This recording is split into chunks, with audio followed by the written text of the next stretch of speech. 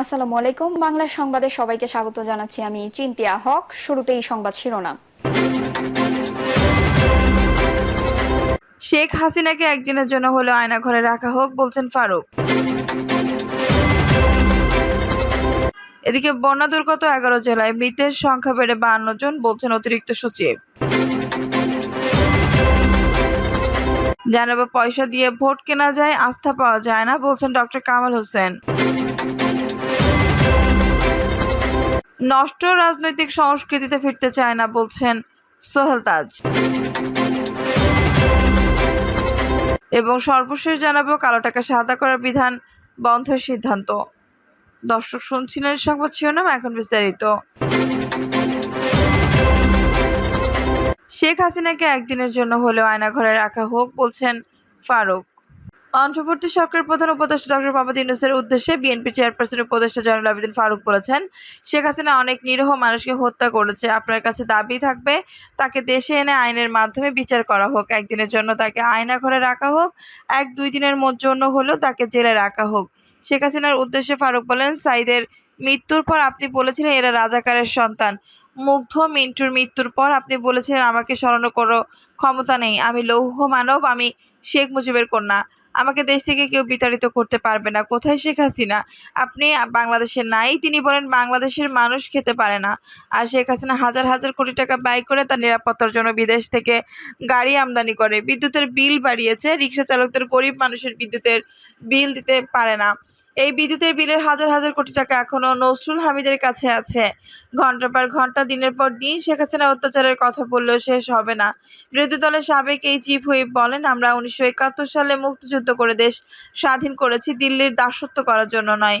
আপনি শেখ হাসিনা দিল্লির দাসত্ব করে 2014 সালে ক্ষমতায় এসেছেন। যতদিন বেঁচে আছি আপনার শেখ হাসিনা বিরোধিতা করে যাব। অন্তর্বর্তী সরকারের প্রধান উপদেষ্টা ডক্টর ইউনূসের উদ্দেশ্যে তিনি বলেন, আমরা আপনার কাছে কিছুই চাই না, আমরা যেন দুমুঠো ভাত খেয়ে জীবন যাপন করতে পারি, ঘরের দরজা খুলে নিশ্চিন্তে রাতে ঘুমাতে পারি, আমাকে যেন বিদ্যুতের অতিরিক্ত বিল না দিতে হয়, আপনার কাছে এটাই চাই। ডক্টর ইউনূসের কাছে দাবি জানিয়ে জয়নুল আবেদীন ফারুক বলেন, শেখ হাসিনা অনেক নিরীহ মানুষকে হত্যা করেছে। আপনার কাছে দাবি থাকবে তাকে দেশে এনে আইনের মাধ্যমে বিচার করা হোক। একদিনের জন্য তাকে আয়নাঘরে রাখা হোক, 1-2 দিনের জন্য হলেও তাকে জেলে রাখা হোক। বন্যা দুর্গত 11 জেলায় মৃতের সংখ্যা বেড়ে 52 জন, বলছেন অতিরিক্ত সচিব। বন্যা দুর্গত 11 জেলায় মৃতের সংখ্যা বেড়ে 52 জনে দাঁড়িয়েছে বলে জানিয়েছেন দুর্যোগ ব্যবস্থাপনা ও ত্রাণ মন্ত্রণালয়ের অতিরিক্ত সচিব KM আলী রেজা। সেই সঙ্গে সিলেট জেলার বন্যা পরিস্থিতি সার্বিক উন্নতি হয়েছে বলেও জানান তিনি। KM আলী রেজা জানান, বৃহস্পতিবার দুপুর পর্যন্ত তথ্য অনুযায়ী বন্যায় ক্ষতিগ্রস্ত লোক সংখ্যা 54,80,463 জন। পানিবন্দী রয়েছে 10,72,579টি পরিবার। মৃত লোক সংখ্যা 52 জন, এর মধ্যে পুরুষ 39 জন, নারী 6 জন ও শিশু 7 জন।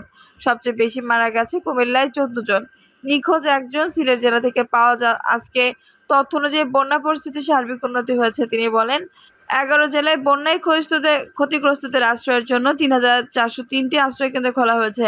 কেন্দ্রগুলোতে মোট 5,02,501 লোক এবং 36,448টি গবাদি পশুকে আশ্রয় দেওয়া হয়েছে। ক্ষতিগ্রস্তদের চিকিৎসার জন্য 595টি মেডিকেল টিম চালু রয়েছে। প্রেস ব্রিফিংয়ে মন্ত্রণালয়ের সচিব সানজিদা ইয়াসমিন মৃত্যুর কারণ সম্পর্কে জানান, পানিতে ডুবে যাওয়া, বিদ্যুৎ স্পষ্ট হয় এবং সাপের কামড়ে এরা মারা গেছেন। মৃতদের মধ্যে বেশিরভাগই পানিতে ডুবে মারা গেছেন। পয়সা দিয়ে ভোট কেনা যায়, আস্থা পাওয়া যায় না, বলছেন ডক্টর কামাল হোসেন। টাকা পয়সা দিয়ে ভোট কেনা যায় কিন্তু আস্থা পাওয়া যায় না, এমন মন্তব্য করেছেন গণফোরামের প্রতিষ্ঠাতা ও ইমিগ্রেশন সভাপতি ডক্টর কামাল হোসেন। তিনি বলেছেন, আমরা সাময়িক সুবিধার জন্য রাজনীতি করি না, আমরা চাইলেই তথাকথিত মন্ত্রী হতে পারতাম, কিন্তু আমরা সেটা করছি না, কারণ আমরা চাই জনগণ সত্যিকার অর্থে ক্ষমতার মালিক হোক। তিনি আরো বলেন, সুষ্ঠু রাজনীতি করতে হলে জনগণকে বোঝাতে হবে তোমরা দেশের পাহারাদার, তোমরা ভোটে অংশগ্রহণ করো। লুটপাটকারীদের বিরুদ্ধে রুখে দাঁড়াতে হবে, তাদেরকে বিতাড়িত করতে হবে। লুটপাটকারীদের বিরুদ্ধে জনগণকে একত্রিত হতে হবে। ডক্টর কামাল হোসেন বলেন, সুষ্ঠু রাজনীতি করার জন্য প্রতিজ্ঞা আমরা করেছিলাম, সেই প্রতিজ্ঞা আমরা ধরে রাখতে পেরেছি, আমরা কারো কাছে বিক্রি হইনি। এখানে যারা আছেন তারা একজনও বিক্রি হননি। তিনি বলেন, মানুষের আস্থা নিয়ে আমরা ক্ষমতায় যাই, সেই আস্থা যদি আমরা ধরে রাখতে না পারি তাহলে ক্ষমতা ধরে রাখতে পারবো না। অনেকেই প্রশ্ন তুলেছিলেন আমরা আমাদের প্রতিষ্ঠান ধরে রাখতে পারবো কিনা। আমরা তো টাকা দিয়ে নির্বাচন করি না, আমরা ভোট কিনে নির্বাচন হই না। তিনি আরো বলেন, টাকা দিয়ে ভোট কিনে ক্ষমতায় আসার পর সেই টাকা ভাগবাটোয়ারা করা হয়, কিন্তু এত সব করেও একটা সময় ঠিকই পালিয়ে যেতে হয়। দেশ কেন থাকতে পারে না? কারণ জনগণ জানে তাদের হাতে বিচার করার ক্ষমতা আছে। দেশ থেকে অবিশ্বাস্য রকমের টাকা পাচার করা হয়েছে জানিয়ে ডক্টর কামাল হোসেন বলেন, এই টাকা দেশের জনগণের টাকা। আমরা সেই বঞ্চিত মানুষের পাশে আছি। জনগণের রাজনীতি হলো জনগণকে নিয়ে রাজনীতি করা। বিদেশে যারা টাকা পাচার করেছে তারা ভালো আছে, কিন্তু দেশের মানুষের উন্নতি হয়নি। উল্লেখ প্রবীণ এই নেতা বলেন, আমরা মানুষের উন্নতির জন্য রাজনীতি করছি। আমাদের লক্ষ্য দেশের সম্পদ দেশেই রাখা এবং জনগণের উন্নতি সাধন করা। জনগণের উদ্দেশ্যে তিনি বলেন, আপনাদের নিজ নিজ এলাকায় পাহারা দিতে হবে। এলাকার রাজনীতিবিদরা কি কাজ করছেন তার হিসাব নিতে হবে। ডক্টর কামাল হোসেন বলেন, ছাত্র সমাজ প্রমাণ করেছে তারা কারো কাছে বিক্রি হয়নি, তারা জীবন দিয়ে দেশকে রক্ষা করেছে। তারা দেশ পরিবর্তনের কাজ করে যাচ্ছে। দেশের মানুষ পরিশ্রম করে উৎপাদন বাড়াতে, তবুও সংকট কেন? আপনারা ঐক্যবদ্ধ হলেই দুর্নীতিবাজদের হাত থেকে দেশকে রক্ষা করতে পারবো। নষ্ট রাজনৈতিক সংস্কৃতিতে ফিরতে চায় না বলছেন সোহেল তাজ। দেশের বর্তমান পচা নোংরা ও নষ্ট রাজনৈতিক সংস্কৃতিতে ফিরতে চান না বলে জানিয়েছেন সাবেক স্বরাষ্ট্র প্রতিমন্ত্রী তানজিদ আহমেদ সোহেল তাজ। তিনি বলেন, আমরা কথা স্পষ্ট, আমি বারবার বলেছি আমার রাজনীতিতে আসার কোনো সম্ভাবনা নেই। এই পচা নোংরা ও নষ্ট রাজনৈতিক সংস্কৃতিতে ফিরতে চায় না। গতকাল বুধবার দিনগত গভীর রাতে ফেসবুকে এক পোস্টে সোহেল তাজ অভিযোগ করেন, গোয়েন্দা সংস্থার সদস্যরা তাকে অনুসরণ এবং পথরোধ করেছে। পোস্টের সঙ্গে সেই সন্দেহভাজন ব্যক্তির ছবিও প্রকাশ করেন সোহেল তাজ। সেই পোস্টে হয়রানির শিকার হওয়া অভিযোগ করে প্রধান উপদেষ্টা, স্বরাষ্ট্র উপদেষ্টা এবং সেনাবাহিনী প্রধানের দৃষ্টি আকর্ষণ করেন তিনি। এই নিয়ে আজ স্বরাষ্ট্র উপদেষ্টার সঙ্গে দেখা করেন সোহেল তাজ। সেখান থেকে বেরিয়ে তিনি সাংবাদিকদের বলেন, আমি মনে করি কোনো রাজনৈতিক দলের উপরেই প্রতিহিংসা বা নিপীড়ন করা সঠিক না, সেটা যে দলেরই হোক না কেন। এখানে অনেক নিরীহ নেতাকর্মী আছে, তাদের উপর অত্যাচার ও নিপীড়ন করার নিন্দা জানাচ্ছি। সোহেল তাজ বলেন, আমি আওয়ামী লীগ সহ অন্য দলগুলোকে বলতে চাই, ভবিষ্যতে এগিয়ে যেতে হলে একটু আত্মসমালোচনা ও আত্মোপলব্ধি করাটা খুব প্রয়োজন। তিনি বলেন, অনেক আশা আকাঙ্ক্ষা নিয়ে ছাত্র জনতা একটি পরিবর্তনের জন্য শত শত প্রাণের বিনিময়ে আজকের অন্তর্বর্তীকালীন সরকার এনেছে।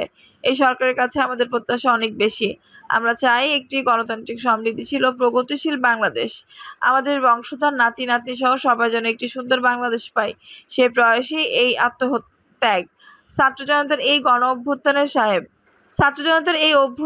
সাবেক এই স্বরাষ্ট্র প্রতিমন্ত্রী আরো বলেন, আমি ব্যক্তিগতভাবে এই সরকার সাফল্য কামনা করছি। আমি মনে করি যে কোনো ভালো কাজ কিংবা রাষ্ট্র সংস্কারের কাজের জন্য আইন শৃঙ্খলা উন্নতি করা বড় একটি অংশ। সুশাসন পেতে হলে আইনের শাসন জরুরি।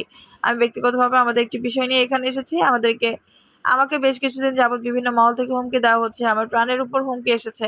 তিনি বলেন, আপনারা জানেন আমি একজন কর্মঠ মানুষ, প্রতিদিন আমাকে কাজ করতে হয়। গতকাল বুধবার দিনগত মধ্যরাতে আমি যখন কাজ শেষে আমার ডিওএইচএস এর বাসায় ফিরছিলাম, তখন একটি মোটরসাইকেল আমাকে ছায়ার মতো ফলো করে। আমি যখন সেনানিবাস দিয়ে ঢুকি, তখন ওই মোটরসাইকেলের চালক আমাকে থামতে বলে। আমি দেখি তার শর্টে লাল নীল লাইট জ্বলছে। তিনি আমাকে ইশারা করছেন থামতে। আমি বুঝতে পারছিলাম না তিনি কে। সেই মুহূর্তের বর্ণনা দিয়ে সোহেল তাজ সাংবাদিকদের আরো বলেন, আমাকে থামানোর পর আমি তাকে অনেকবার জিজ্ঞাসা করছি, আপনি কে? আপনার পরিচয় কি? আমাকে কেন থামতে বলেছেন? উনি বারবার আমাকে বলেছেন, আমাদের লোক আসবে, আপনার থামতে হবে। এক পর্যায়ে আমি তাকে জিজ্ঞাসা করলাম, আপনি কি আমাকে চিনতে পেরেছেন? তিনি বলেন, হ্যাঁ, আপনি সোহেল তাজ। এরপর আমি আরো পাজলট হয়ে গেলাম। এরপর আমি তাকে ফোনে বলতে শুনি, উনি জাহাঙ্গীর গেট দিয়ে ঢুকে গিয়েছেন, আপনারা এখানে এই লোকেশনে আসেন। আমি বারংবার তার পরিচয় জানতে চাইলাম, তিনি কোনো সদুত্তর দিলেন না। এরপর আবার ফোনে কথা বলে আমাকে বললেন, আপনি চলে যেতে পারেন। আমি যেটা উপলব্ধি করতে পেরেছি, সে যে ব্যক্তির সঙ্গে কথা বলেছিল তারা অন্য স্থানে অবস্থান নিয়েছিল। তারা ভেবেছিল আমি হয়তো মাওখালি দিয়ে যাব, বলেন সোহেল তাজ। তিনি বলেন, আমি মনে করি এখানে একটি অঘটন ঘটাবার পরিকল্পনা ছিল। আমি আজকে এই বিষয়গুলো স্বরাষ্ট্র উপদেষ্টাকে অবহিত করতে এসেছি। আমি মনে করি বাংলাদেশের সব নাগরিকের ব্যক্তি নিরাপত্তার অধিকার আছে। আমি তাকে বলেছি আইন শৃঙ্খলা পরিস্থিতি যেন অতি দ্রুত উন্নত করেন। তিনি এই বিষয়ে আশ্বাস দিয়েছেন। সোহেল তাজ বলেন, আমি বর্তমানে সাধারণ নাগরিক হলেও আমার পরিচয় আছে। এই পরিচয়ের জায়গা থেকে অনেক মহলের অনেক কিছু করার প্রয়াস থাকতে পারে। কালো টাকা সাদা করার বিধান বন্ধের সিদ্ধান্ত। কালো টাকা সাদা করার বিধান বন্ধ করার সিদ্ধান্ত নিয়েছে অন্তর্বর্তী সরকার। সভা শেষে যমুনার গেটে পরিবেশ, বন ও জলবায়ু পরিবর্তন মন্ত্রণালয় এবং পানি সম্পদ মন্ত্রণালয়ের উপদেষ্টা সৈয়দা রেজওয়ানা হাসান গণমাধ্যমকে এই কথা জানান। অতীতে আওয়ামী লীগ, বিএনপি সহ বিভিন্ন সরকার কালো টাকা সাদা করার সুযোগ দিতে দেখে গেছে। সৈয়দা রেজওয়ানা হাসান বলেন, কালো টাকা সাদা করার বিধি এবং রীতি সেটা বন্ধ করে দেওয়া হবে, কারণ এখান থেকে সরকার যেটুকুনো টাকা আনতে পারে সেটুকু দিয়ে সরকারের যে খুব বেশি কিছু আগায় তা না, বরং মূল্যবোধটা অনেক বেশি অবক্ষয়িত হয়। ফলে এটার বিরুদ্ধে স্পষ্ট একটি সিদ্ধান্ত হয়েছে। এছাড়া অর্থ পাচারের বিরুদ্ধে কার্যক্রম শুরু হয়ে গেছে বলে জানান অন্তর্বর্তী সরকার এই উপদেষ্টা। নিত্যপণ্যের দাম কমানোর প্রসঙ্গে রেজওয়ানা হাসান বলেন, অত্যাবশ্যকীয় পণ্যের দাম মানুষের ক্রয়সীমার মধ্যে রাখতে যা যা করা দরকার সরকার সেই কাজগুলো করা শুরু করে দিয়েছে। দর্শক, এই ছিল এখনকার সর্বশেষ সংবাদ। নিউজটি ভালো লাগলে অবশ্যই একটা লাইক দিন, কমেন্টে আপনার মূল্যবান মতামত জানান।